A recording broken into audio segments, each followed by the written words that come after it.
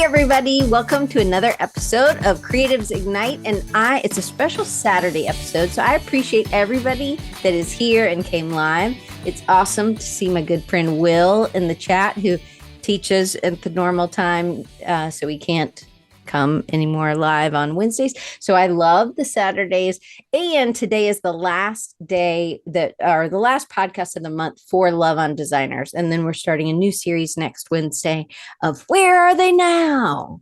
That was supposed to sound dramatic, but anyway, probably did it anyway. But today I am here with my friend Jody Collins. Jody and I met at an AIGA retreat in North Carolina. I believe Amy Lyons was there as well. I don't remember what year it was. Do you? But Jody and I sat at the same table, or we were in in a group. They put us all in groups and places. And Jody is in Knoxville, Tennessee. So my mom will ask me, is he a Tennessee fan? So yes. Okay. So War Eagle, Amy Lyons. Oh I gotta me and Amy. God. I'm Auburn upside down today. But anyway, we won't talk about football. Paul doesn't like football. We're not okay. Probably 2016. Yeah. You don't talk about football. Yeah, it's totally fine. I mean, that's what a real fan is, though. You know, good or bad. I mean, y'all had some bad years, buddy. I had like 15 to 20 years of that, man. Yeah. Okay, that's right. We all have. And Maura's here, and she's in Cary, North Carolina. Okay, so Jody, I want one of the reasons I wanted you to be on in Love on Designers is because you have such a great story of mentors really pouring into your life, and from that you have just taken it and you have like gone with abandon and pouring into other people's life. You love community.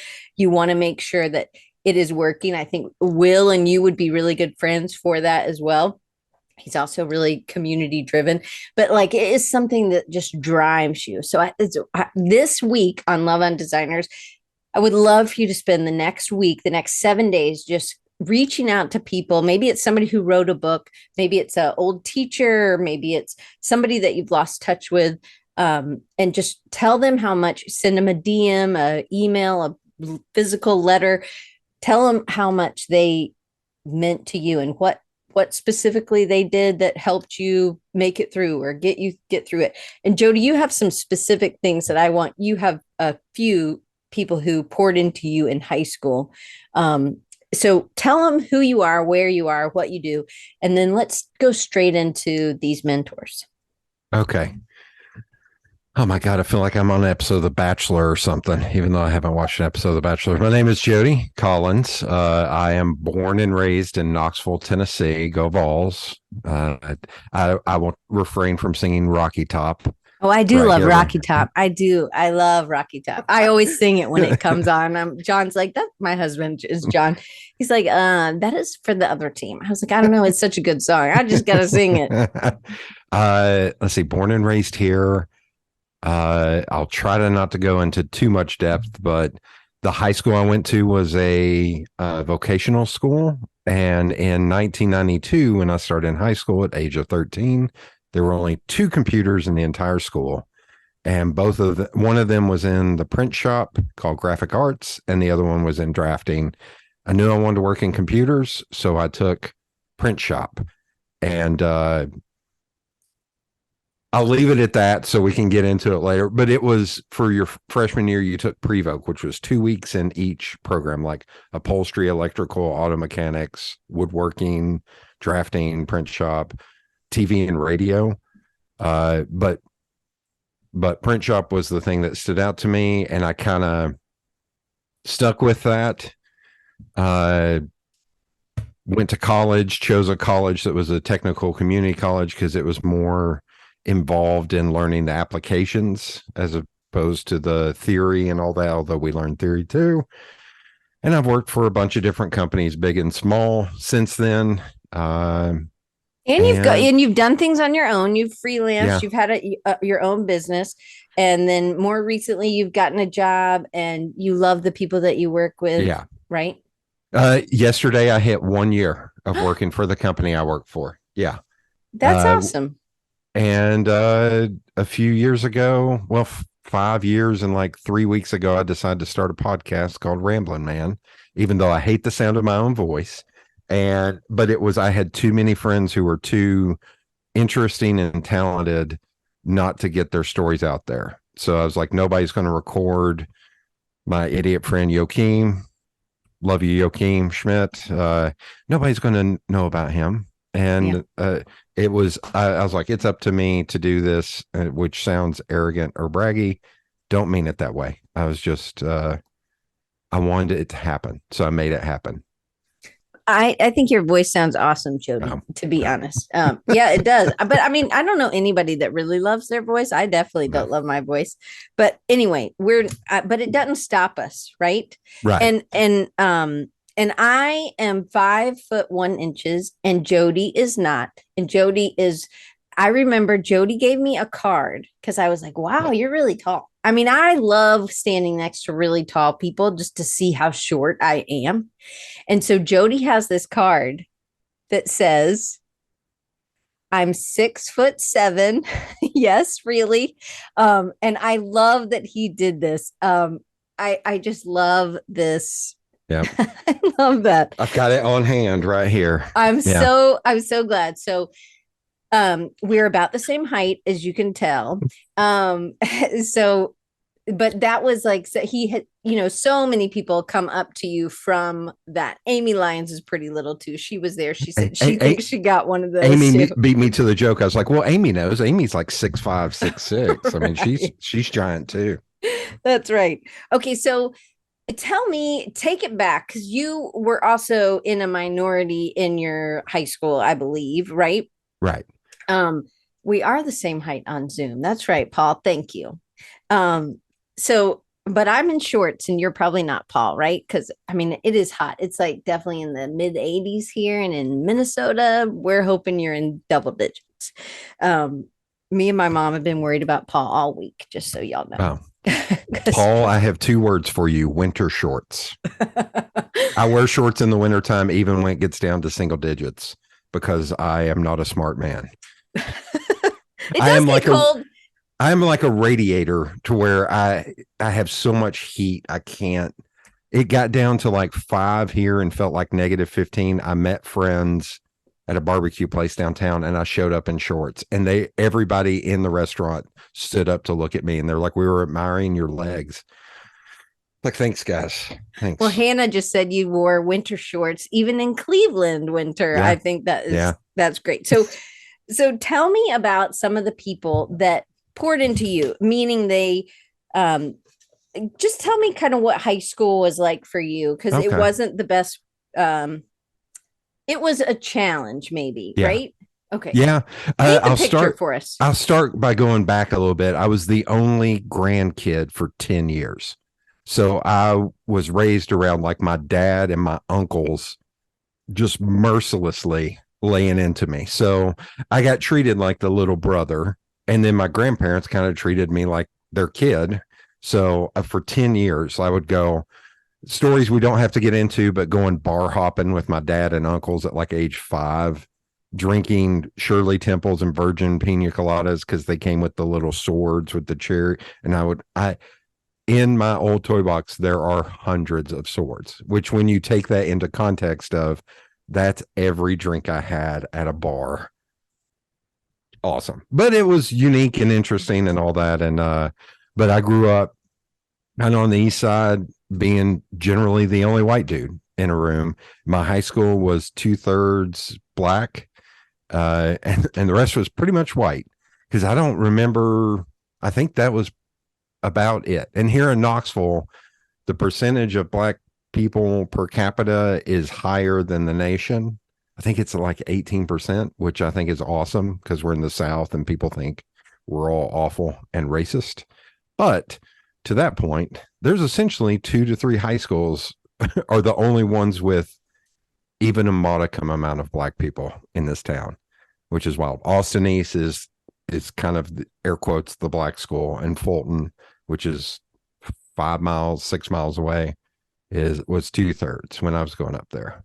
So you also told me something recently because I always do a test call, and then Jody and I had talked last in November or October. You said, I'm going to read this. So most of the people that you grew up with are either dead or in prison. Not many kids make it.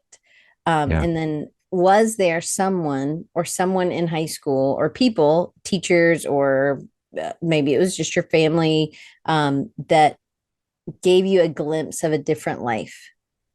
Yes. I will say it was kind of wild because, like, because I played sports, I'm going to be a jerk and say, obviously, when you're this big, they don't allow you to not play sports. And so most of the coaches were people had went to school at my high school, Fulton High School.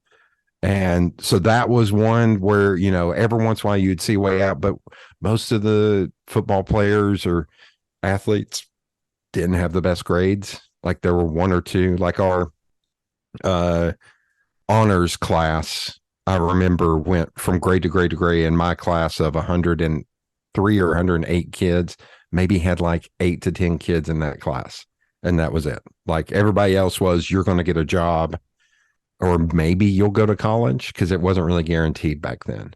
Right. But there were people when I was a kid, like my freshman year, I had a science teacher named Mr. Bailey, who was also a big guy, but he was a very smart guy. How tall And were you like in as a 13-year-old? Like, so 13-year-old, because we had to say our height and weight oh my for the gosh. program, I was 6'1", 210 or 215. Wow. At I was 13, about to turn 14.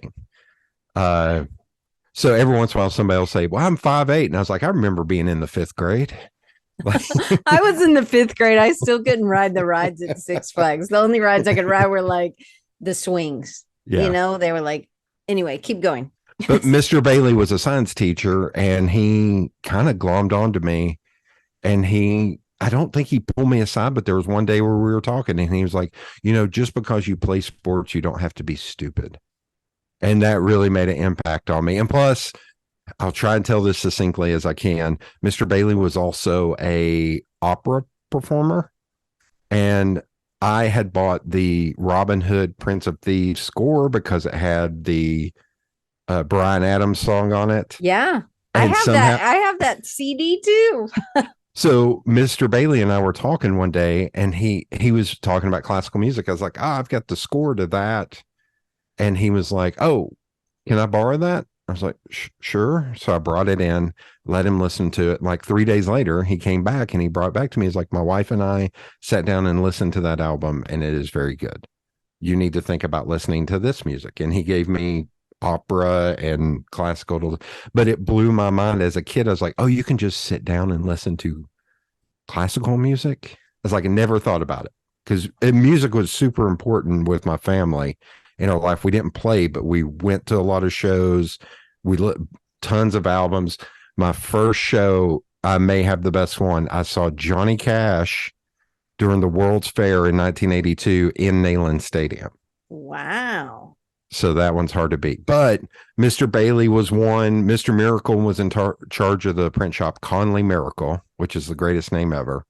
And he was really one that, like, he would bring in old students of his to talk to us and like tell us ways out. Miss Waller, who was the art teacher, her and her husband had been art professors at UT, and she came back to teach, and she taught us any kind of style you can imagine. Like we were doing what was it, life drawing, we doing intaglio printing, we Mm-hmm. did screen printing, anything you can imagine. And then she would take us to UT to the art and architecture building. And one time we were there and she pointed to these 3 hills and she was like, my husband and I did that. And I was like, what? And she's like, that's our art. I was like, that's landscaping, Miss Waller. That's not art. And she's like, no, that's art. We did that. And that kind of also fried my brain about like, holy crap, that what it can be something like that. That's very odd. That's very odd to me. So it was like opening your mind, Right. but it wasn't that you were just in this like super gifted program and you were No. getting all these things. Like there were people that chose to come back to that area Right. of Knoxville and be a light or be ideas and pour other things into the people that you Yeah. were in high school with. Yeah. And I think it was up until I knew I wanted to work in computers, but I think even in middle school, I was already thinking because my family not working was not an option. I started working at 11 at the ballpark, keeping score and working the fields. And I told somebody recently, I was like, I think I worked more hours back then than I work in a week now. So that was somebody was like, well, that's not really a job. I was like, I worked a lot of hours doing that in addition to playing sports and going to school and taking care of my little sister. But yeah, there was like not working. So I thought I was going to be like an elementary school teacher before I got into computers. So that was even at like sixth grade, I was like, oh, I like kids. I would like to work with kids. And that was the track that I was going to be on before I discovered computers. So what was it about computers that you thought, ooh, I want to do this? I honestly can't tell you because when I first experienced the computer was in middle school. We had I was in a program called Talented and Gifted. That my sixth grade year we were working in DOS, so we would build programs in DOS. Mm-hmm. And there was something about, and I think it was also like video games, like the Mm-hmm. Nintendo had come out, and I love playing that. So I think it was just like tech or stuff that seemed like it was futuristic to me, appealed to Mm-hmm. me. But DOS, I had no interest in working in DOS. And then I even took a break where seventh and eighth grade, we took Spanish in middle school, as opposed all of us that were in that tag program. I think there were started out with like 16 or so kids, and I think it ended up with like 8 of us. That I even got away from computers. And I grew up pretty poor. We didn't have a computer at home. Well, not many people had a computer at home We didn't have a computer. Yeah, at that point. we didn't even have Nintendo, but that's But okay. yeah, but But what about then when I art? Like, were you art, drawing as a kid? Was that even because usually if you have working class parents, this may not be have been like art is like they would have looked at your teacher and been like, "Lady, that's landscape, and that's not yeah. art, right?" So, Well, I still to this day, which my sister would argue with me, this I am the only one who creates art for a living. I will say for a living. Add to that. Um, yeah, my dad was a truck driver. My mom worked for the phone company. My uncles were like engineers, and one of them was a school teacher. One of the uncles ended up being a postman after he got laid off. So it was all kind of working class, a little bit of white collar, but they went back to learn back to school later to go and do the engineering. But art, I always kind of doodled a little bit as a kid. But the other weird thing was I surrounded myself, everybody around me was so much better of an artist than me. So I didn't call myself an artist till I was in like my mid 30s oh because I can still wow, remember like in growing up in middle school, a friend of my best friend, Anthony Childress, that he could draw like almost like Jim Lee in middle school. Like if anybody knows who Jim Lee is, X-Men artist, tremendous comic book artist. And then when I got to high school, same thing. There were so many other people that were so much better than I that I just kept working at it to where by my senior year, Miss Waller, we switched to block scheduling my senior year. And Miss Waller was like, you're in like art 6 at this point. Just come in and do whatever you want. There's all the tools over there. Do whatever you want, and I'll just pass you. I was like, okay, thank you, ma'am. Like she was the best. She was also very monotone. So what she actually said was, just do whatever you want. Just come in and there's the tool. She was so excited to have me in there. so But I what? was but I wasn't a kid that acted up or anything. I was Right, just a kid that went in there and worked. boy, you could have been a problem if you were acting up, right? Like it could have been intimidating for your teachers. I don't know. I don't know. Can I tell a quick story about so Please. this is why I say no. Because my coaches were scarier than us. They were I'm gonna try to do the two short ones. The one was uh the head coach, Coatney, Buck Coatney, there's another name. There was a fight that broke out in the lunchroom, and he's sitting there eating his burger, and one of the other teachers gets up. He's like, I got it. And he finishes his bite. He leapt from table to table and jumped and form tackled both the kids, like stuff you couldn't get away with now.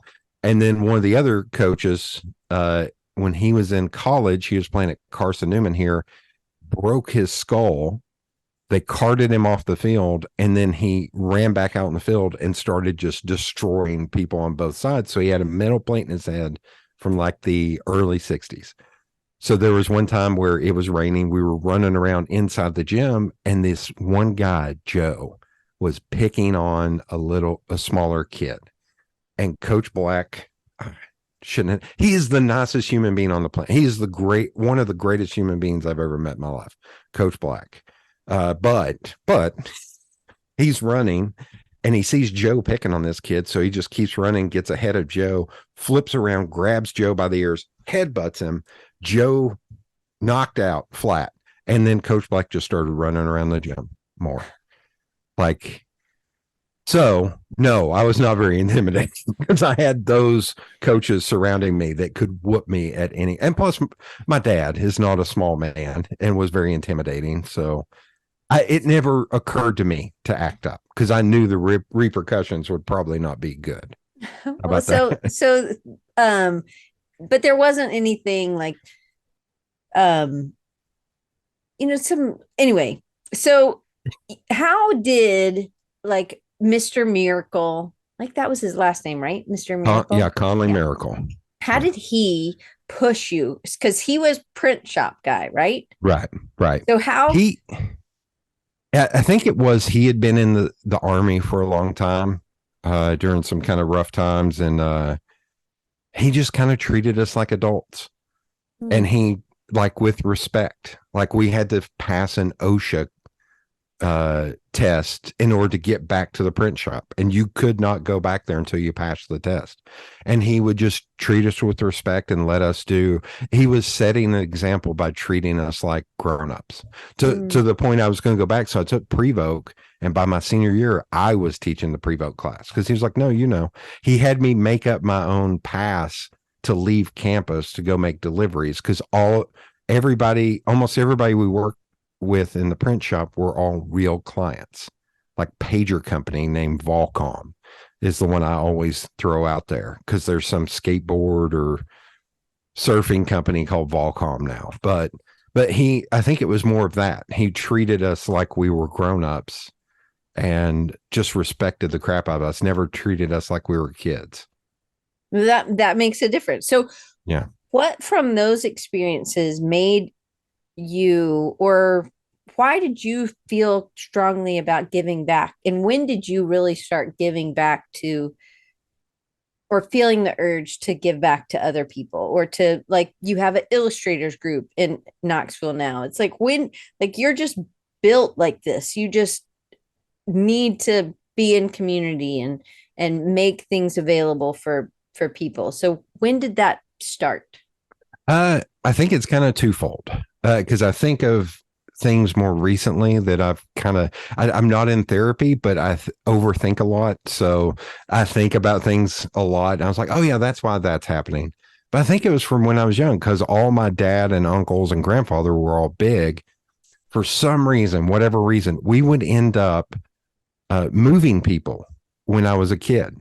Oh, like moving your friends or your families or whatever? Yeah, family or friends or people they worked with. It was almost like anytime I wasn't playing ball, or even some days when I did play ball, in the morning we would go and all of us would get together and move people.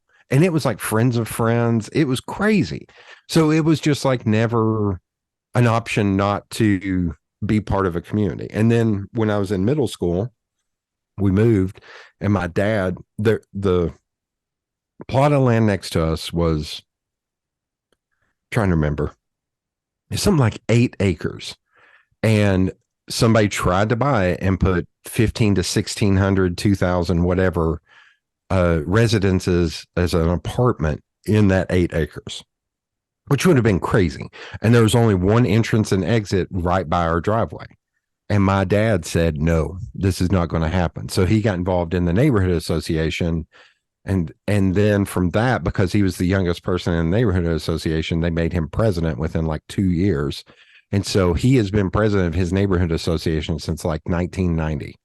But my dad, God love him, he would look at me, he was like, boy, you're taking English, you need to write my speeches for me. So I would write his city council and NPC meeting speeches for him.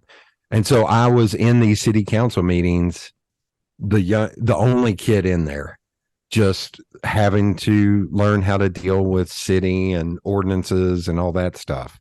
So I think it was just always slow roll ingrained in me. Yeah. And I think there were some points, like when it came to college and stuff, where we'd be sitting around. This even happened in a jury one time, where we were sitting around and people were just like, well, I don't know, who should lead this and who should, and it would go on for like 5 minutes. I'd be like, I ain't got this kind of time. I'll do it. What do we need to do? I gotta move somebody this afternoon. Let's get out of here, people. Yeah. I gotta go work at Taco Bell, Bragg, and pick up my sister, man. I gotta go. We got things. So I think it just slow rolled and happened that way. And I think so out of impatience, yeah, or maybe it's not impatient. Maybe it's efficient, being super efficient. That, and I think again, I keep trying not to sound humble braggy or arrogant. It's okay. Just say it's fine. I think there's a modicum of big guy confidence that when you're a big guy, you can just do things. And I try to use that for good. There's the nice way to put it. I try to do that for good. I like that.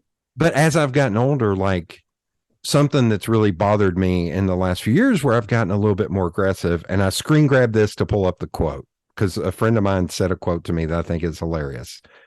I get angrier now that people choose not to be a decent human, because it costs nothing to be a decent human. Just be nice. Why are you trying to be a jerk to people? So one of my friends, we were talking about somebody, and I was just like, nah, I don't like that guy. And he was like, why? And I listed out the 8 things he did to me. And I was like, that's why I don't like him. And his quote was, I both love and hate that you don't allow people to F up. You hold them accountable. And I was like, I think that's a little bit of the big guy confidence of just like, yeah, because I can't, because they're being a jerk. And I ain't got that kind of time, man.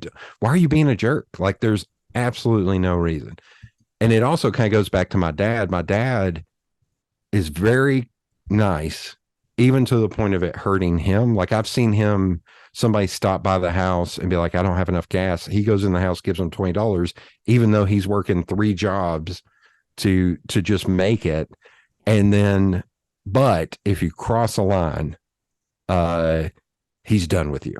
Like, there was a point where we had a county mayor where my dad may have said some 4-letter expletives in a meeting about that guy to that guy. Like, I'm just like, same thing. Like, I'm not going to tolerate somebody being crappy. And my joke with him is like, he'll give you all that leeway, but if you cross a line, he won't. Yeah. I tried to clean this up. He won't throw water on you if you're on fire.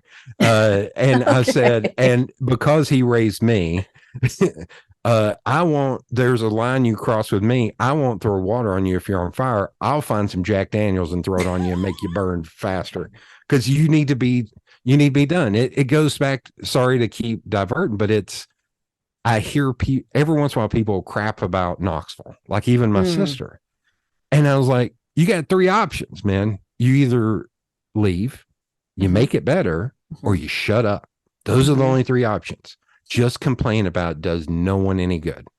So you got those 3 options. If you don't like that, tough, leave. And your dad taught you that, right? Just by getting involved. I think that and then making that a priority and making a difference. I love that. So that's a really good example, right? Your dad was a great example for that. So what I want you to tell me about a summer job, and then we'll talk about what would you tell somebody else who's wanting to either start a community or get involved, or they want to be a mentor. What would you tell them? So you can take whichever question you want. Okay, I'll do that one first because I may forget. So just show up and show up all the time. Do you have to Like, be ready? Like, is there a certain time in your life or you have to have a certain amount of expertise or experience? I'm trying to think of the polite way to say this. I know the correct word. Be more humble. Mm, Don't step up and be like, no, everyone needs to listen to me. That's not mm, how a true leader is. It's being like, no, we need to do this because this is the greater good. This is for all of us. I think, I think it's, I've always told young kids, or kids, I was like, you're here for, let's say you're here at school for graphic design. I'm going to tell you something. You're going to work crappy jobs for the first 2 to 3 years and eat poop. I'll make it non-expletive. Eat poop for 2 or 3 years to get that on your resume. mm. And then guess what? You'll have to eat a little less poop at the next. Sorry, mom. Sorry. Poop's okay. Okay, I know, but it's just an awful analogy. But it's just like you'll keep building that up. And I kind of feel same thing about building a community. It's when you're young, find people that you see Mm, moving the ball forward. mm, Like, and then when you get to a certain point, be more humble and like it's going to cost me nothing. There's an artist here in town, Esther Sitver. She graduated during the pandemic. I think she's 23 or 24, and I try to encourage her when I can and try to support her and say, here's some things you ought to think about. And it's just because it doesn't cost me anything and it puts more goodness out into the world. And that's not a brag. It's just like, why would you not try to put more goodness out in the world? There's too much crap going on right now. There's too many people being mad about stuff that it's none of their business or it doesn't matter. So yeah. why not try to be the opposite of that? I always think about this month particularly. I think about, okay, well, what can I do? And if ever, I have had students that feel very entitled or they are like, I'm not going to tell him that his stuff is good. And somebody else in class or something. And I was like, well, when you start feeling like that, could you, instead of being like keeping it in, why don't you just spread? Like, why don't you, Yeah. because it actually is incredibly contagious to, if somebody is nice to you often, then you will do something nice for the Right. next person, right? And so it is this kind of steamroller effect, I guess, or multiplier. And I think some of it is, again, going back to the be more humble thing, ask questions. Because whenever I do Yeah. portfolio reviews or anything, it's so weird sitting with other people who are kind of jerks. And I remember one portfolio I was sitting through, and I almost turned to the two people and said, you all can leave. You're bringing absolutely nothing this because you're just faking like, oh, this is great. And I would look at it and go, you need to think about this and how this will relate to this. But I would always say, this right here, this is awesome. Do you enjoy doing this? Is Mm, this what you like doing? Like, what do you want to do? Do you want to do more illustration? Do you want to do more type work? What do you like doing? What brings you joy? And whatever brings you joy, do that. And if it stops bringing you joy, then pivot, do something else. But it was just like, ask questions, ask them what makes them happy. And I'm gonna digress a little bit. So my grandfather, who was an incredibly tough, always looked angry. My papa. There's just some southernness for we called mine Papa, papa. Papa. How do you spell Papa? Papaw. Oh, okay. So he was very tough. He grew up very rough. His dad was married like 5 or 6 times and had 20 to 30 kids. And so my grandfather and his brother were very tough. Bill and Hank, very tough. Then they went off and served in the Pacific during World War II and saw some very gnarly stuff. And so they came back, and both of them were like, nope, I'm straightening up. I'm going to get a job. I'm going to do this. But he worked for the railroad, worked third shift. He just always looked scary. And he was also a 6'2" dude who was born in like 1918, which is giant. And I heard stories about him growing up from my dad and uncles. And there's a point when I was in college where I was working at Taco Bell, and it was like I was working 40 hours a week at Taco Bell, taking 25 hours worth of classes, and I was getting treated poorly at Taco Bell. So there was one time I went up there, it was just him. My grandmother was gone. Granny, she was Granny and Papa. And I just sat there in her chair and started talking to him. I don't know why I opened up to him, but I was telling him, I was like, I had interviewed at Walmart, and the guy was going to let me work at Walmart, but it was going to be a lot tougher because I would have less time from getting out of school to get into Walmart. And where I went to school was on a good day, 35 to 40 minutes away from that Walmart. So it was like, I have an hour, and if I hit any traffic, and how can I change clothes? So I was stressing about all that crap. And my grandfather just sat there and listened to me. And then at the end, he said, "Are you happy?" And I said, "What?" And he's like, "Are you happy?" I was like, "Well, no." And he was like, then leave. Go work at Walmart. You'll figure it out. Life's too short to be unhappy. And he just got up and went to the basement. He worked on keys. So he just left on that. And I think about that. Life is too short to be unhappy a lot. He also, the sad thing is, he died within a month of that. So just Wow. as I was getting close to him, he passed away, and it was really hard Mm. on me. And, but yeah, I think about him a lot. I think about that. And I had my dad's younger brother passed away in his late 40s, early 50s, like in the day after Batman Begins came out. That's the only way I can remember it, because I went to see Batman Begins on that Saturday, went to Fanboy Expo, went to play poker with my dad and uncles, which I've been playing with them since I was 8. And he did not show up, and we went out to his house and found the body. So I Oh think about no. the two of them, my grandfather and my uncle, a lot, and think life is too, like, I'm going to die. This is morbid. I'm going to die one day. So Mhm. why would I deal with people who are not great? Hmm. And why would I not try to help people who need it? Also, I got picked on. If you want to go down the therapist route, I grew up fat. I got picked on mercilessly when I was young. So when I see bullies now, I do not like it. And I've still gotten into altercations at over 40, which is kind of hilarious.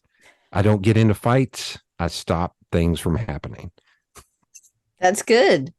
God, Okay, okay. so I think you were a bouncer like at some point where you Oh, told me some story. I've But it been was the about. early, you were 17 or something. Like you weren't Oh, so supposed to that be comes about. into goes into the question you asked me. Oh, Like, the so 90s, 90, the summer of 96, summer 96. of Okay. 96. So I graduated high school in 1996. I had 4 years of working in a print shop. I had a full on portfolio of real work. So, like, I went and applied at a screen printing shop downtown. And I went in and I started talking to the guy. And on the form application, you had to put who were your 3 favorite artists. And I wrote down Norman Rockwell, MC Escher, and Piet Mondrian, because Mm. Miss Waller's favorite artist was Piet Mondrian. That's how she said it. And I love Piet Mondrian. But the guy he looked at it and he was like, how do you know who Piet Mondrian is? I was like, oh, my art teacher and all that. And he was like, well, do you want to work here? I was like, I'm not a talented enough artist to work here. I'm going to send my buddy Anthony Childress here. You ought to hire him because he's great. So I walked away from that. There was a print shop downtown that was, remember back in the day where they would have the quick print shops, kind Hmm. of where you can make copies up front, but they actually had a press in the back. Hmm. So I went and interviewed at that place like 3 times, and it was the graphic designer there was shipping off to the Navy in the fall. But the guy who ran the press was retiring. So they're like, we'll give you the job running the press until she leaves, and then you'll move over to be a graphic designer. So I'm still 17. I graduated when I was 17. I turned 18 in October. I hadn't, hadn't started college at this point. And then that one, the guy ended up not retiring. So it was like that job was off the table. Mm. Mr. Miracle, I called him, and there was a big clothing outlet here that you may remember because it was regional, called Goodies. Oh yeah. So Goodies was based here in Knoxville, and they had this giant campus. And I went and interviewed there, and I was going to run their entire post press department. like all the bindery work, the cutter, all that. And it took like going up 3 levels to like the vice president of something to say, wait, he's going to go to school in the fall. No, we need somebody who will work 6 a.m. to 4 p.m. We can't deviate. And even the shop foreman was like, no, that's stupid. This kid is good. We should have him in here, and it will be good in the long term to have somebody like this in here. So I got rejected from that job. One of the funniest one was there was a job that came up doing a catalog design for a manufacturing company. So were you still working at Taco Bell? No, I hadn't got the job at Taco Bell. I didn't. The spoiler alert: I didn't get the job at Taco Bell until like October 15th, till like 2 weeks before I turned 18, because I had to get my parents to sign some form. That's how I remember. But the manufacturing company, I got out there, and of course, I'm 6'6", 330. I'm wearing a suit and tie, and they were like, okay, so you'll be doing the marketing and PR for us. We'll fly you all over the world, and you'll give press releases about this. I was like, what? And they're like, yeah, you'll have to go to like Germany a few times a year. And I was like, I'm 17. I couldn't check into a hotel. Like later on, I couldn't work at Taco Bell without getting my parents. I couldn't do that job. There is part of me that wonders what sliding door that would have been like, but I couldn't check into hotels. I couldn't. Right. Also, you couldn't have rented a car. Yeah, I couldn't have rented a car for what, 8 more years. Well, 22 or 25. Oh, I thought it was 25. Yeah. Yeah, maybe it is 25. Yeah, I'm terrible with math. Keep going. But it's also like, what is that company thinking given all that? I was like, but I was also 6'6", 330 and looked like a man. So, and I had a portfolio full of work. So then I was like, screw it. I just got to get a job. I was like, Dad's on my butt, man. I gotta get a job, man. I got to start paying bills. And, so I was looking, there was a Target that was being built a little bit outside of the city, and I was driving on this road and I couldn't find it. And so I just pulled into this nondescript building and I walked in the door and to ask where Target was, because this is before GPS, any of that crap. Right. And I walked in and looked, and it was a strip club. And I was just like, oh God, it was middle of the day. Nobody was in there. I think it was closed, but the guy who owned it was sitting there cleaning glasses or something. And he was like, can I help you? And I was like, I was looking for the Target. And he was like, why? Because it wasn't built yet. And I was like, well, I wanted to apply for a job. And he's like, I'll give you a job. I was like, I think there might be a little problem there. He's like, what? And I was like, I'm 17. He's like, you get out of my club. And he pushed me out of that club. So I was almost a strip club bouncer. But I applied everywhere, Walmart, Target, anything that was part-time. And it took me having a friend that his God, this is a Southern thing. His cousin was a manager at that Taco Bell, and they gave me a job. And so I started working at Taco Bell, and I worked there for, I think two years. I can't remember. I was in college for 3 years. So yeah, I worked there for 2 years. And I still use things that I learned at Taco Bell. Oh, and the postscript to that is between ages 18 to 25, I had 5 to 6 offers to go back to a high school and teach graphic arts at the print shop in Oak Ridge, Farragut, Bearden, Carnes, and Fulton twice. And I was like, I'm too young, man. I will put one of those little kids through the wall. Like, I'll get angry at one of those little kids because they're 2 years younger than me and put them into a wall. I was like, no, I need a diploma. I don't need to teach right now. Not ready. Well, so when you talked about like, this is a very Southern thing, I actually think it's just a really important part of working. And I think I remember when I first got a job in Denver, I remember people saying, oh, well, it's very, it's who you know. And right. I was like, oh, that's terrible. But now I understand it. And I understand it as, I didn't see that. I just saw it as gatekeeping, and I didn't know how, if I just met people, then they would know me. I didn't realize that part, but I think I was going to say, I think it's more it was my friends, cousins, that it's just, you put all those things. It's my friend's cousin's fiance's brother that works. Like, I think that sold him a dog. Right. Yeah.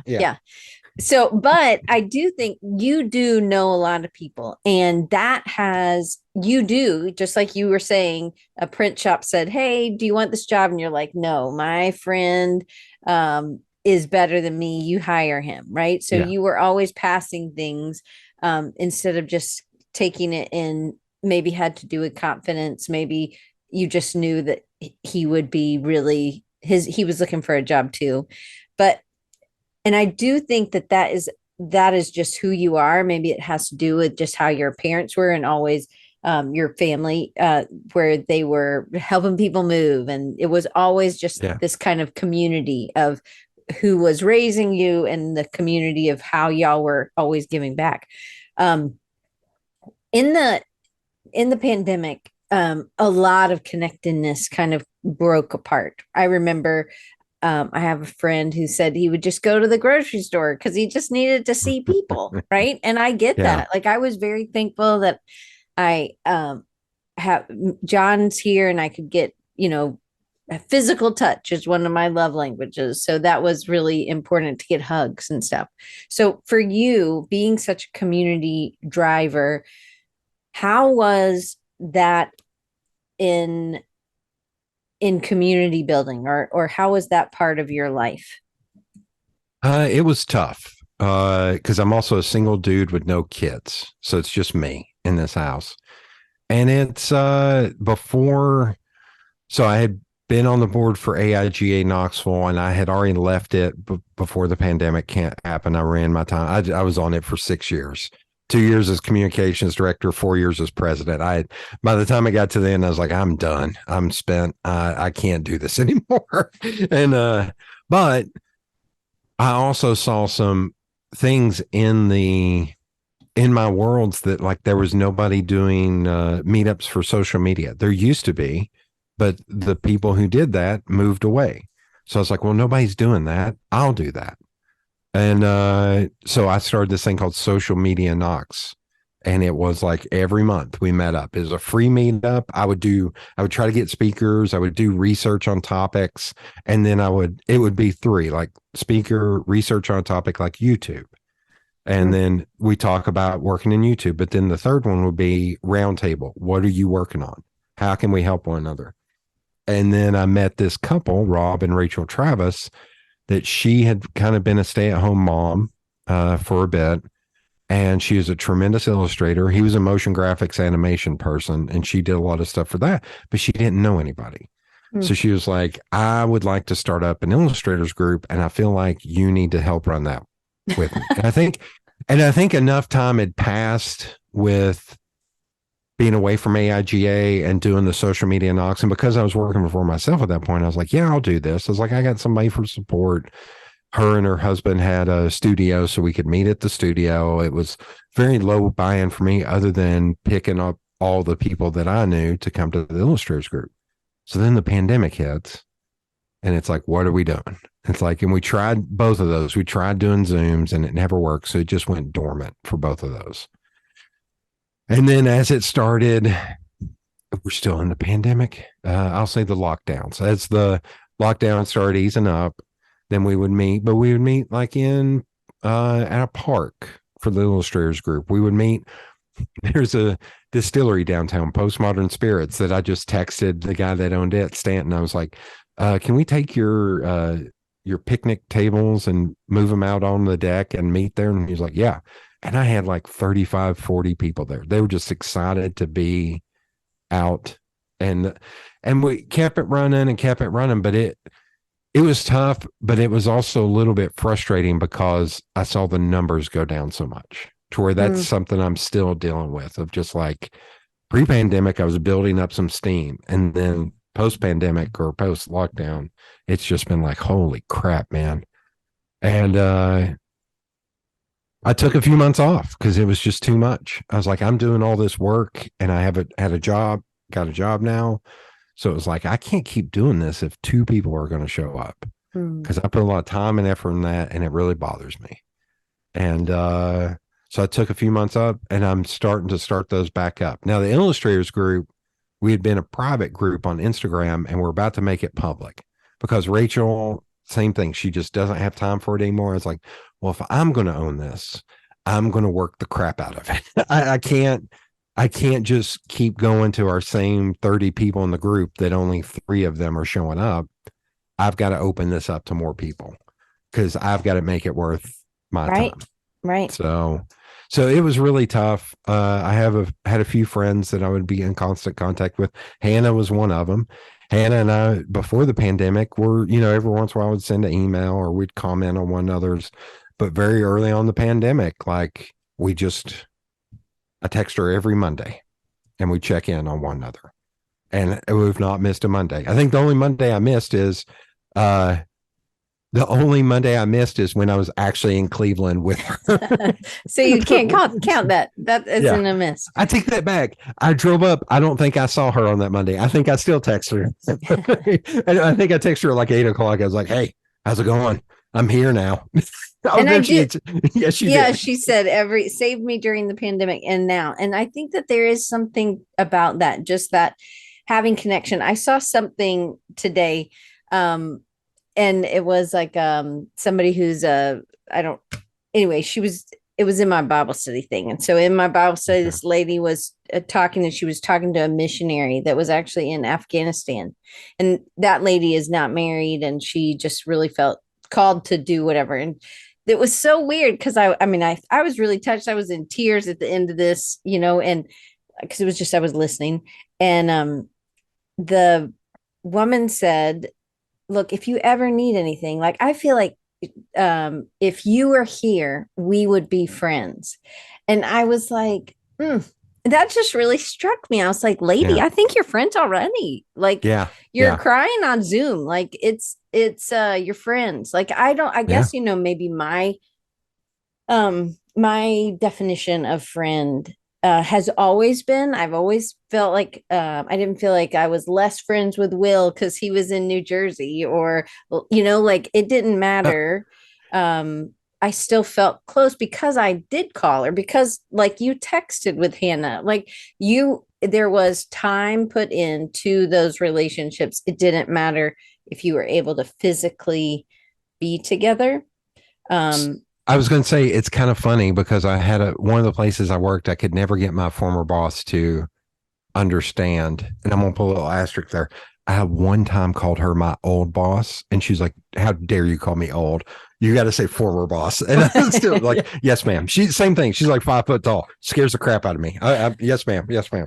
But I was talking about like in '02 or so when message boards first became a thing.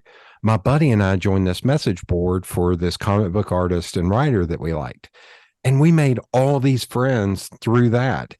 And I was telling her, I was like, oh, yeah, I've got like 6 different friends in Australia that if I ever went to Australia, at least 3 of them would let me stay on their couch. And I don't even talk to them that much anymore. But all 3, maybe more than that. I've got friends in like London. I've got my buddy Michael May, who's up in Minnesota. Like my friend Michelle up in New Jersey. Like these are people that Michelle May and Michael may be 2 of my oldest friends, other than my buddy Greg, who we went to college with. But like yeah, and I've met Michelle in person twice, maybe once. No, twice. And that's it. Michael, I've met him more than that, but yeah, I've got my friends DeAndre and Sophie in Chicago, but I've got friends like Holly Tyler, who was an artist here that came to one of the meetups and to hear me talk on branding for this Rising Tide group. And she and she was a young artist. I said, let's do coffee. I just started grabbing people. I was like, let's do coffee. I was like, what do you want to do? And she was like, well, I really want to be a textile designer. I was like, what can you do to make that happen? And I would just sit there and talk at her. Mm-hmm. And so she lives in, same thing. She lives in Chicago. So if I ever go to Chicago, I've got a couch. I've got 10 people that I can hang out with. Yeah. And it's even come that way with like AIGA. I will not name him. But there was a certain person from AIGA that was passing through town because he had gotten a job in Virginia, and he stayed in Knoxville for whatever reason. This was like a halfway point. And he's like, wait, Jody's in Knoxville. I'd met him one time at an AIGA retreat. And he sent me a message on Facebook. He's like, hey, man, you're in Knoxville. I was like, do you want to grab a beer? I was like, yeah, man, let's do that. So I went and picked him up. Another fun fact about me is I can drink an entire bottle of Jack Daniels and still be stone cold sober. So I took him to a bar downtown and we drank. It's a high grab bar. And we drank a couple beers. He was It's getting a a little high grab bar. high gravity beer. Oh, You know, like gravity. Bud. I thought you said grab. What's Oh no. high is like only for tall people. Yeah. No. Uh, and then I took him to a new bowling alley bar across the street. And wait, no, we started anyway. We went a few different places. By like the second place, he was hammered, and he was just like almost like on the. He's like, man, Yeah, you can't keep up with you, right? Yeah, and I'm just like, girl. It's like, you gonna finish that, man? Let's do this. And by the time I got him back to his Airbnb, like 3 or 4 hours later, he was like hugging me and stuff. This is just some dude I met one time, but we still keep in touch. Like, and he's awesome. Like, it's yeah. So what takes someone from friend to family? Because I know that you have blood relatives, but then Right. there are other people, and this was like a maybe you had a story about Mike Jones. Yeah, Big Mike Jones. So saw him at Weapons of Mass Creation Festival in Cleveland, and he gave this talk about this. Everybody has these circles. So I have been misquoting him for years, and I just told him this because I was like, "Hey, man, I want to give a Chakachaw speech, and I want to quote you on the circles. Is that somewhere in a book or something?" He's like, "No, it was something my pastor said. Here's what it was," and he ran it down, and he was like, "Okay, so you started at the center circle. I always started at the outside circle." He's like, "You start at the center circle, and that's God." I was like, "Been misquoting that for years because that was not the center circle I was saying." But he was like, I'm gonna do my version of things. Okay, you do your version. So I was saying you have like this outer circle. It's like you go to the grocery store and you see people there that you're a nod, like you recognize them, but that's it. And then you have go down one circle closer to the center, and it's people you work with that you just see at the coffee pot, and you chit chat, but that's it, surface level. Mm-hmm. And then you go down one more circle and it's like, oh, it's somebody from work or somebody that y'all will go get beers afterwards. And then you just keep going down until that last circle is family. And family does not mean blood. Family are the people that will like be there for you and step up no matter what. And it's, oh yeah, I'm very lucky to have a lot of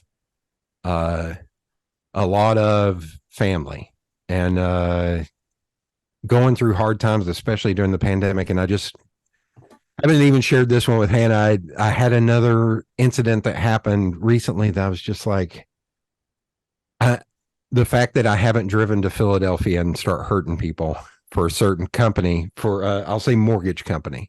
So Hannah, you're getting to hear about it. I'll tell you more about it later, but I've had 2 flare-ups with this predatory lender that they got sold my mortgage, and it's just been an absolute nightmare. Oh.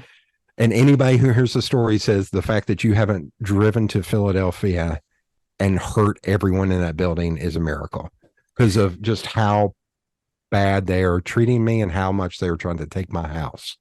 So that's one of those line in the sand things. And but in that happening, like I didn't share it with many people, but the people I shared it with were like, whatever you need, what do we need to do to help this? And even 1 or 2 friends that I didn't even think I was that close with. Yeah, Hannah, I'm ready to throw hands. I didn't want to mention the second thing, which is I went through a very bad breakup last year. And so I'm Hannah, sorry, I'm going to tell this story. I'm sitting in Cleveland with Hannah last November.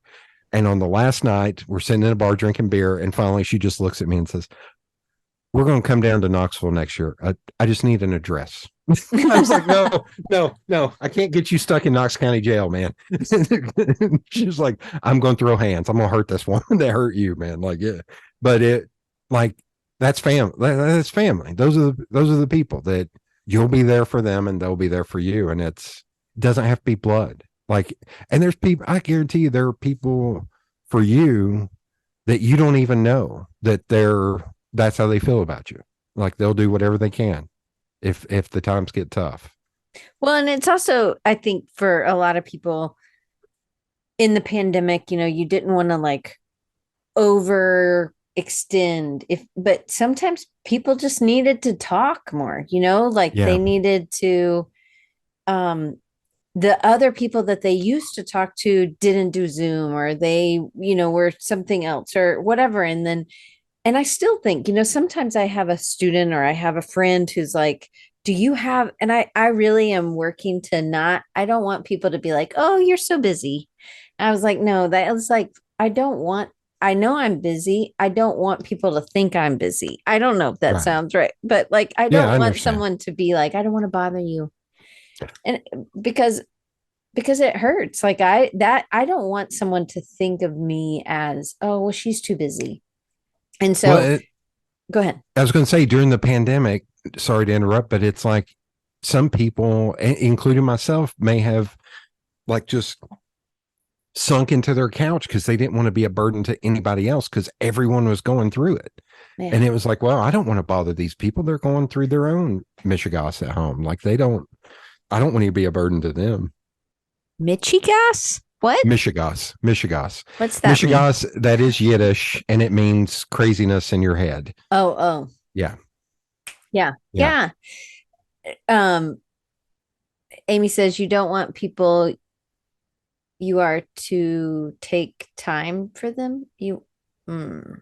I think autocorrect may have messed with her there. maybe, maybe write that again, Amy. But I really have like, okay, that was like one of those things I need to slow down so that people don't think that so much. I Yeah. want people to be like I met Maya and she's in Norway and I'm just glad to make a new friend and now Yeah. we are meeting once a month. And I just think that it's nice. Oh, you don't want them to think you don't have time for them. Yes. Right. Yeah. Yes. Amy's like talk to text. I don't know. But it is it's beautiful when we can reach across. And to me, like that lady was talking to that other lady in my Bible study this morning, and I was like, you people are friends. Like you are praying for her, you're supporting her, you're talking to her on a regular basis. And it was just like, I don't know how this lady says friend, what's friends to her, but I was like, I my definition of friend is, it doesn't mean that I have to see you all the time. Thankfully, because my mom lives 8 hours from me. I don't get to Mhm. tootle up there that much. I know she would like me to. Okay, so let's do a really fast lightning round for these last bits, if that's okay. Yeah. Sorry. So my rambling man, I'm just That's the rambling. next that's the next that's the okay, so Ramblin' Man goes for like 3 to 4 hours. I was like, oh, Jody, I'm gonna have to pee in the middle of this like 3 times. I but so I want you to tell them why you started your podcast, and just tell us about it a little. I know you told us about it a little bit, but tell Okay. us a little bit more. So my buddy Sean Pointner, he and his wife own a building called he and his wife Dale Mackey own a building called the Central Collective. And they have a deck up there. And Sean and I try to be I can't say the word that I normally say, the non-pretentious cigar smokers. Oh, you see, you're doing good. It's Yeah. a challenge. It's I have like to I think love about it. it. I have to find the word. But we do it because cigar smoking to us is all about community, because you sit around and talk to people. And also it makes you not do stuff. You have to sit there and work on that cigar and talk. Mm. You're not worried about work. You're not worried about any of that stuff. You just sitting there. It is a communal thing for us. So as this building, we go and sitting up on the deck, and one of the friends, the aforementioned Joachim Schmidt's from Boston. He worked in a gallery, curating the gallery, and he's an artist himself, but he also hangs art for rich people in their homes. And he has moved down here. He has a partner, and they have a little one.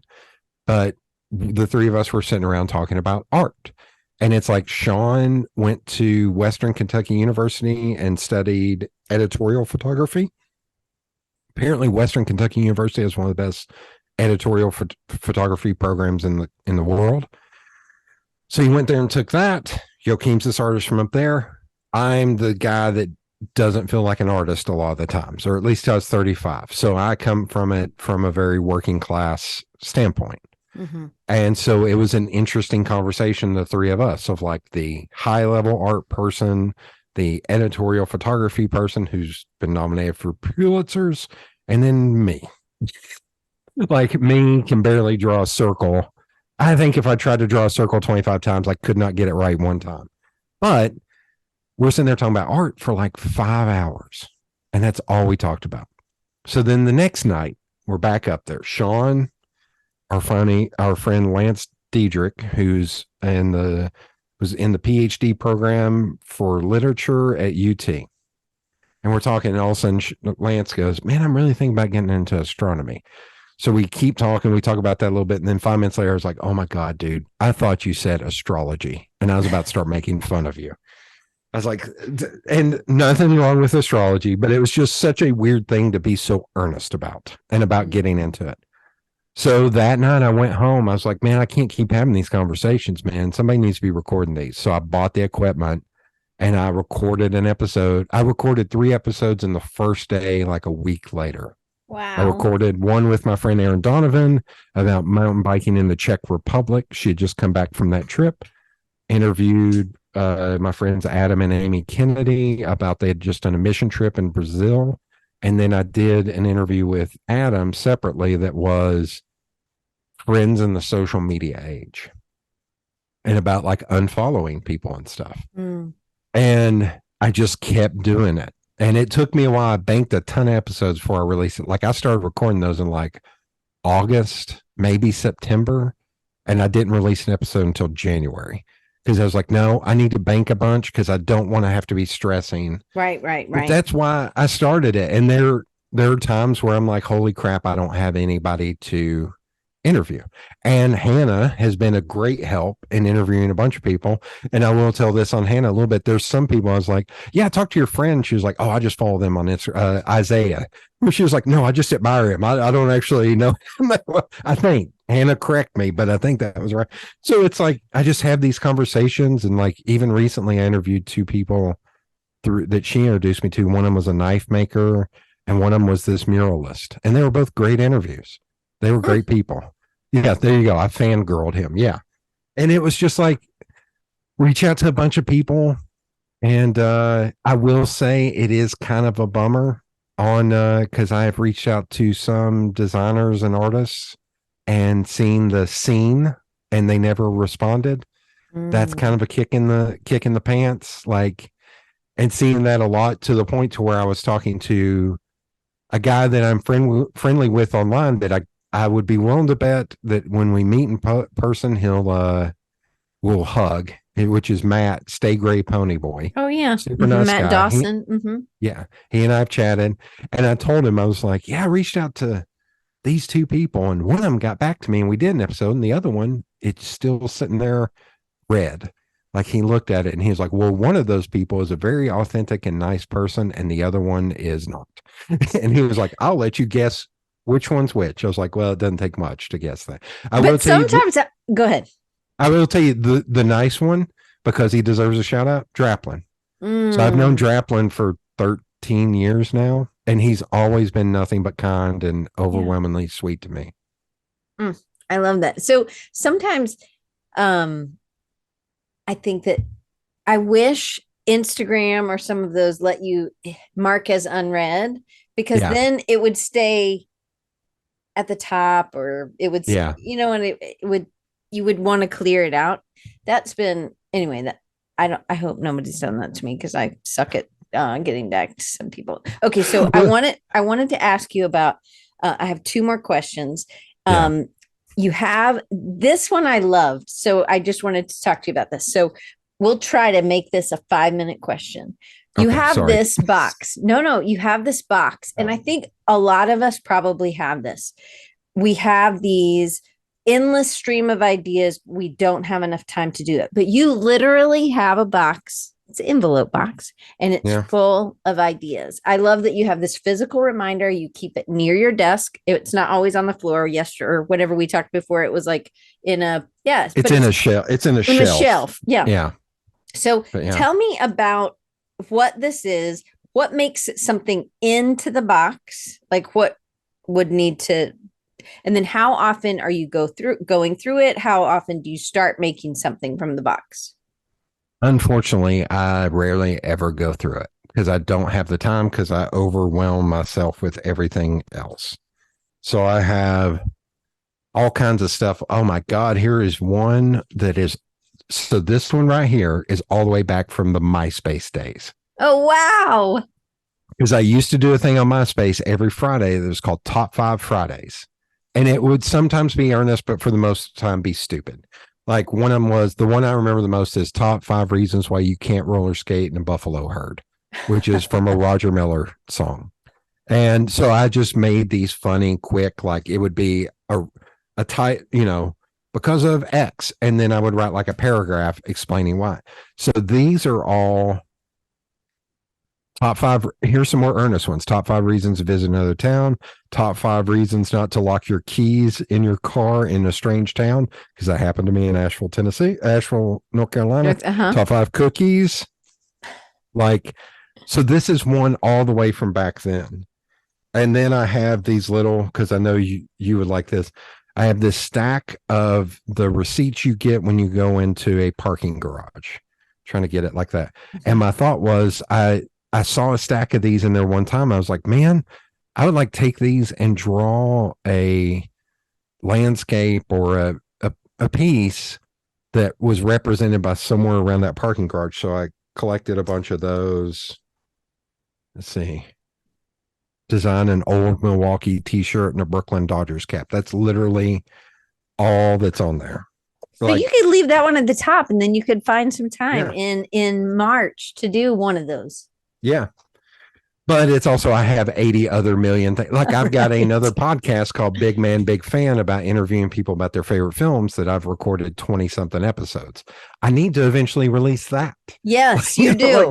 Like I've got all these things. So it's hard to get to this. And I joked with one of my buddies because I did go through this during the pandemic. And I was like, if I had infinite money, infinite people to help, like I have designs in here for like a coffee table. Mm-hmm. If I didn't have to build that, I just showed them the example. Mm-hmm. If I had 2 years, I could still not empty this box. That's how much stuff is in here. And that's like your top 5 things. You could do these small little episodes of, so Paul wants to hear your top 5 cookies, right? And Will thinks you're Big Man, Big Fan. Sounds like a great show also. So, but it's like some of that is like, it's just you thinking about your, like making a list of those cookies, right? Or thinking about what those are. So here's one for Amy, Diane, and Hannah that will know. Top 5 cookies. It's going to be Oreo. I am obsessed. For anybody who does not know me, I am obsessed about Oreo to the point to where at every year at Christmas, my dad is retired now, and he will go to yard sales and auctions and thrift stores, and anything he finds that is Oreos, he will put in a box. And I've got cookie jars. I've got a set of 4 milkshake containers that have the recipe on the back of them. And then one year for my birthday, Oreo sent me a DM on Instagram, which I know it's an ad agency. I'm not stupid, but they sent me happy birthday on my birthday. And that's awesome. That was pure joy. That Oreo. So what do you think? Happy. You know, those new Oreos, I didn't try them because my husband has diabetes. So we don't buy, but I do like Oreos, but I prefer the black parts. I actually would prefer someone else. Opposite. See, then you can have all my innards and I can have your outsides. Okay. So, but there is now this, like, it's a thicker inner stuff, right? So this year Christmas, the most Oreo. Okay. And it's almost like if you took 2, I think, double stuffs and took like the cookie, the cream, the cookie, and put it, but it's also part of the cream tastes like cookies and cream, or like cookie dough.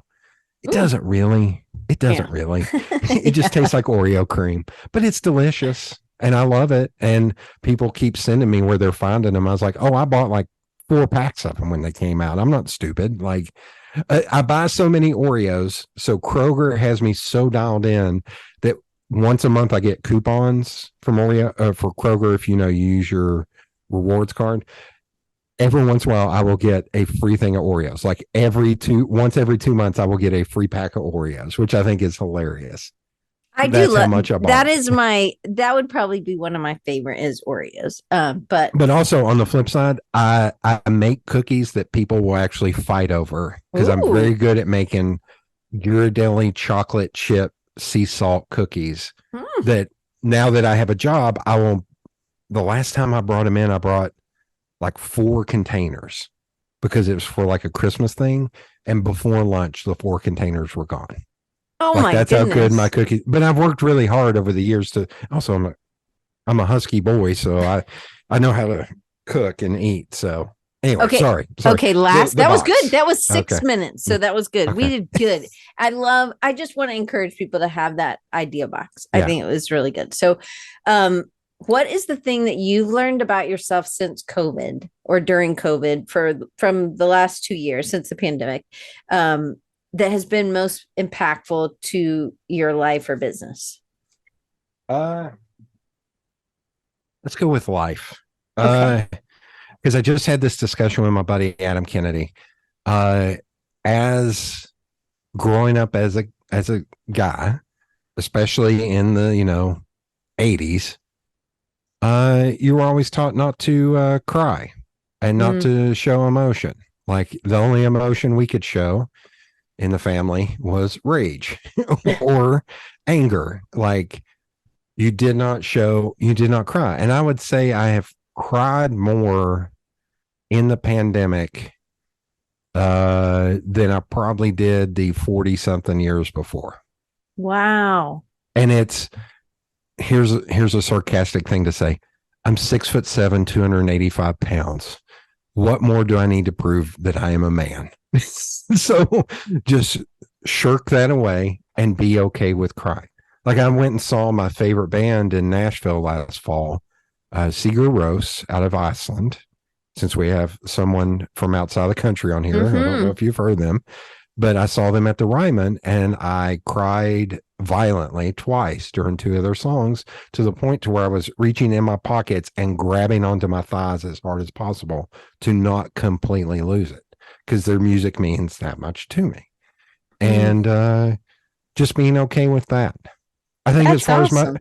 I think as far as my business, it's grab the people that care about you and you care about tighter and Mm, keep moving them forward with you. Like mm. keep pulling them out of the darkness with you.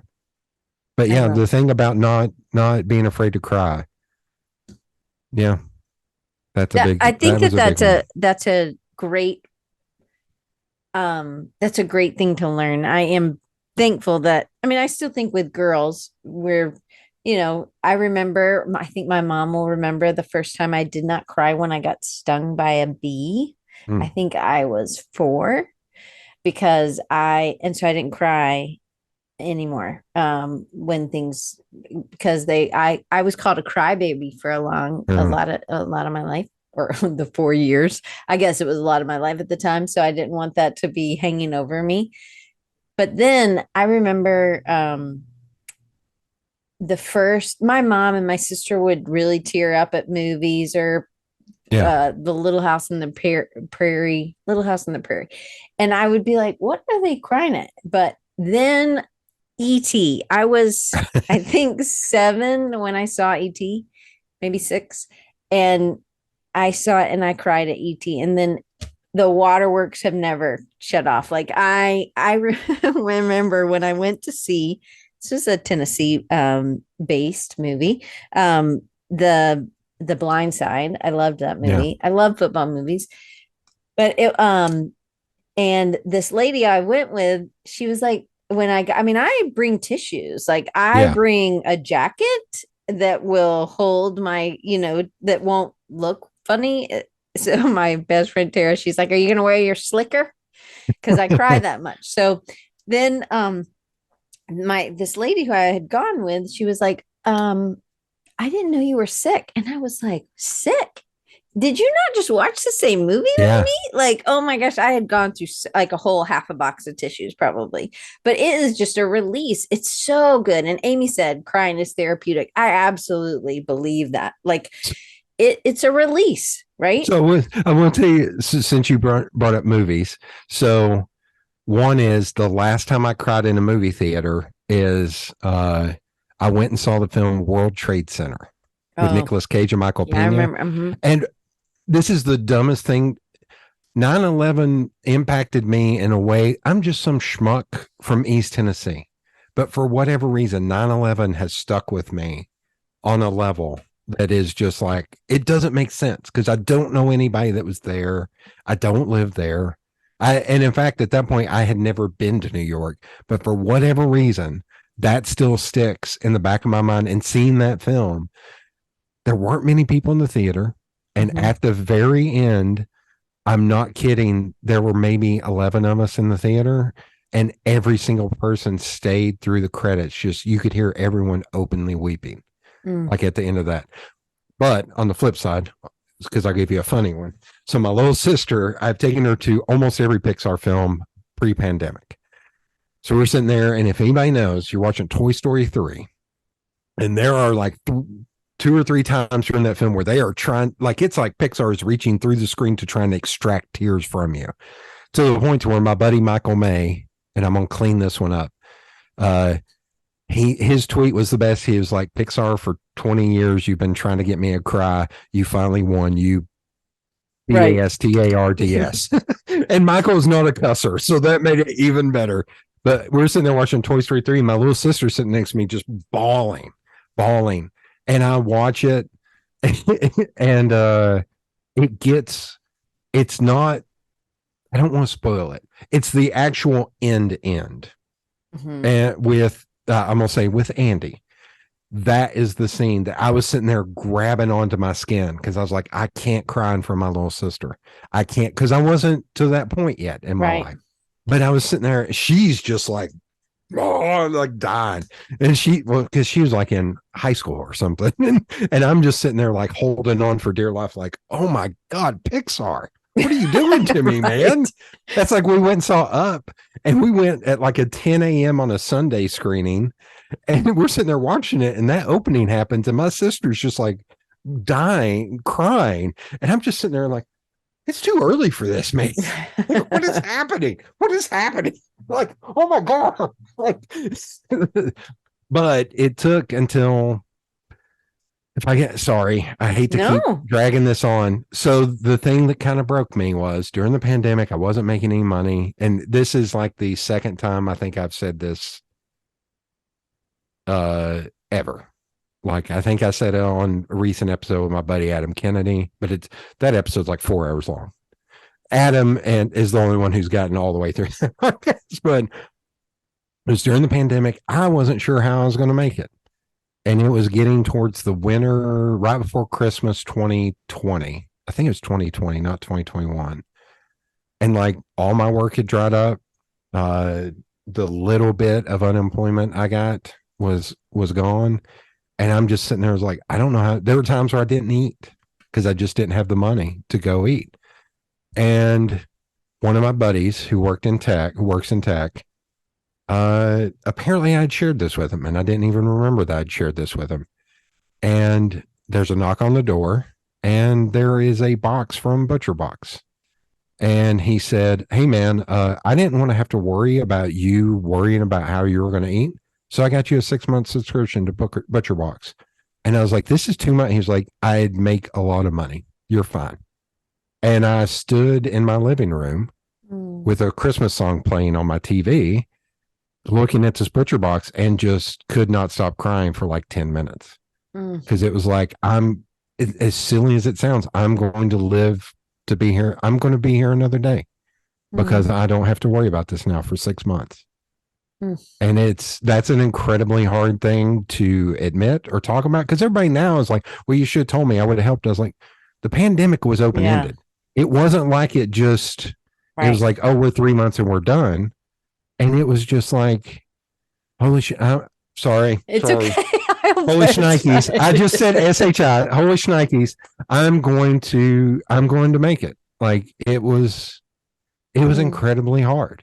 And it was, I don't know. I can never think. What's sad is that guy and I are no longer friends. And there's part of me that wants to just go and abduct him in Florida and say, hey, dummy, we need to figure this out. Like, because he was crappy to me and didn't like me pointing out that he was crappy to me.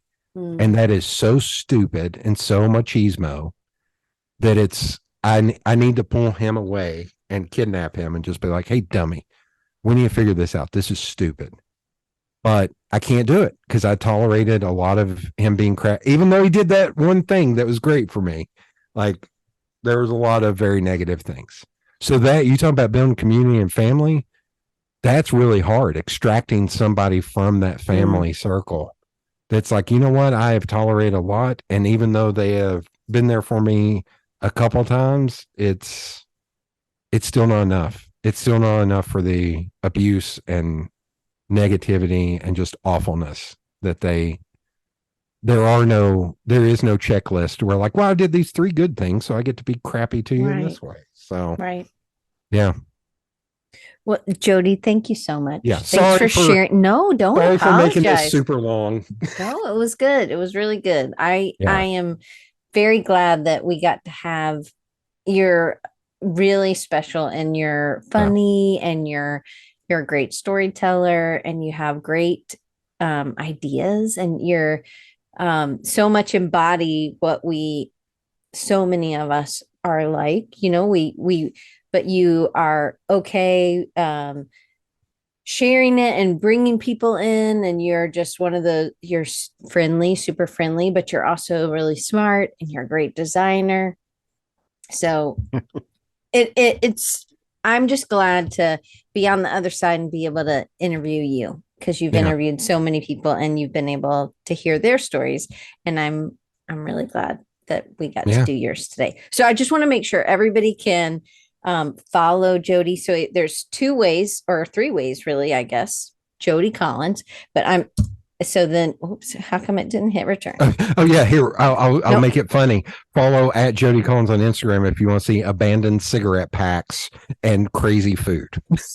So then there's Feral Giant, FERAL Giant, just like it says. Yeah. And then ramblinmanpod.com. Yeah, or no Ramblin' Man. Yeah, Rambling, like we'd say it in the South, was with an apostrophe. Yeah. But Jody, just thank you. And I am so, you did so good on the thank you for having me on. I can't wait to have you back. And for me, you are a great embodiment of what this month is about, and giving back. You give back to a lot of people. We didn't even talk so much about that, but I know you've done this and this and this and this and helped all these people. And and you just wouldn't say it because you are humble. But you have helped a lot of people and you're always thinking about other people. And I just want to say thank you for being that way, because it helps. The world is better. And I appreciate you. And I hope I get to see you at a Creative South sometime. That would be awesome. And I'm just glad that you're my friend. And when I see you, I'll give you a very short person hug. And Maya said she loved listening to you. And Paul said you have such a big heart. Thanks for sharing. Shari said she enjoyed listening to your creative stories. She said, thanks for having a Saturday Creatives Ignite. I can't make it to the Wednesday afternoon always. So Jody, you get to pick 2 winners, and we're going to keep this recording, and then I'm going to let everybody go. So tell me when to stop. God. You can stop at any time. You can tell me. Okay, stop. Oh, okay. Hey, Paul, you are a winner. Okay, so Paul, you're going to get the Love on Design. How come I'm exercising? Somehow you had me excited so much that my watch was like, you're exercising again. Nope. Okay, so all right, one more. Stop. Okay, that's me. Go again. I can't win. Stop. Shari Holly, you are the other winner. Woo-hoo! So Shari, I'm going to email you and you're going to have to send me your address. I already have Paul's. so um so don't think that it's not me. I'll just be emailing you. So thank you guys all. Oh, go ahead. I was going to say, and Shari, please feel free to DM me with any recommendations in Atlanta for food or donuts or coffee. I would gladly appreciate that. And sorry, food takes over for ramping out. No, I'm just kidding. Sorry. Well, Jody, thank you so much. And thank y'all all for coming to a Saturday one. I really appreciate it. And I will see you on Wednesday. We're starting the new series, and it is it's Where Are They Now? And it is Bob Ewing's going to start it off for us. So I'm excited. And just Jody, thank you so much for today. Yeah, thank you.